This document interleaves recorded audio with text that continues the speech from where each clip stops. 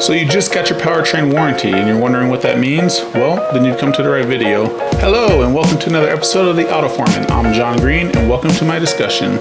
So this is going to be one of the basic courses, a more beginner for anyone that might be in the automotive retail industry, maybe even on sales, and just wanted to know exactly what that means. So not really so much for technicians, but maybe you're a warranty administrator, maybe you're in the finance department, new sales guy to the team, and just really want to understand what that means, then stay tuned, we'll talk about it. So when we discuss the automotive powertrain, there's several components that make up the automotive powertrain. So we're going to start with the engine. When you think of the engine, you really got to think of it as just kind of like a giant air pump. So there's going to be several ingredients that it needs in order to stay moving. So once you get the engine started, then what you're going to have to find is that as long as it has air, fuel, and spark, and a well-timed compression, then the engine is going to continue to run. Makes sense, right? Inside the engine, you have cylinders, and depending on the size of the engine, you're going to have that many cylinders. And the bigger the motor, the more cylinders that you're going to have.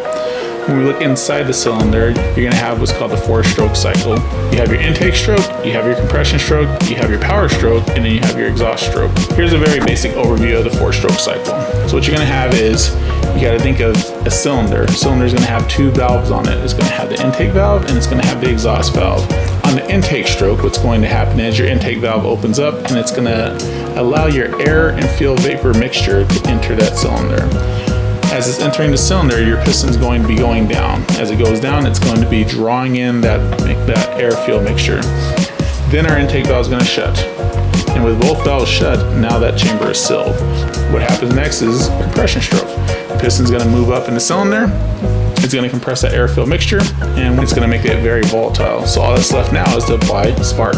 When we apply that spark, that's going to cause that now very volatile gas to ignite.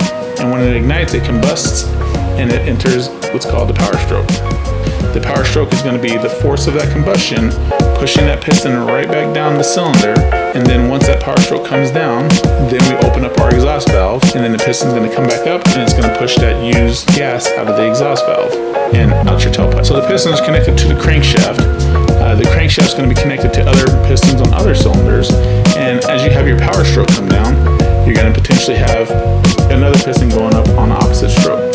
With that crankshaft now turning, we can now connect to our second component.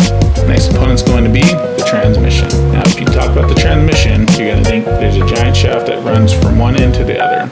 And in between, you're going to have multiple gears. We call them different gear sets, gear ratios. When looking at the gear ratios, you got to imagine that if we have two gears that are the same size, they're meshed together. Every revolution of one gear is going to equal one revolution of the other gear. Revolutions in order to spin the second gear one full time. Or, let's change it up. Maybe that first gear that's driving is actually bigger than the second gear, which means that maybe one full revolution of our driving gear causes the second gear to rotate 2 times, 3 times maybe. If the first gear is now smaller than the second gear, you may take 1.5, 2. So the transmission setup is all going to be about monitoring, changing those gear ratios for the desired output of the vehicle. It has the ability to shift from one gear to another and maybe go from that same size gear to same size gear to maybe a smaller gear or a larger gear driving the second gear. That's what's going to cause the tail end of our transmission to actually turn, whether slower or faster than the engine input. Depending on the type of vehicle, you may have a 4-wheel drive, all-wheel drive. If that's the case, you're likely going to connect to what's called the transfer case after that. We're not really going to discuss transfer case too much in this. We're going to keep it pretty simple for powertrain, but if we assume we're on a rear-wheel drive vehicle, the next thing that you're going to have is the driveline. Now the driveline is just going to be a giant extension that's going to run the length of the vehicle. It's going to connect to the rear of the transmission. Therefore, whatever rotation is coming out of the back side of the transmission, the driveline is now going to rotate the same amount. We're going to connect that to the rear differential, and the rear differential realistically is pretty simple, but what it does is it uses a pinion gear and a ring gear in order to take a longitudinal rotation and turn it into a lateral rotation, because that's how wheels rotate. What's going to happen is once connected to the input shaft of now the differential, as we rotate the differential input, you can see that the sides are now rotating as well. From there, Pretty simple. We're going to connect what's called half shafts, CV axles. They're just smaller drive lines realistically, and that's going to connect the output of the rear differential to your wheels.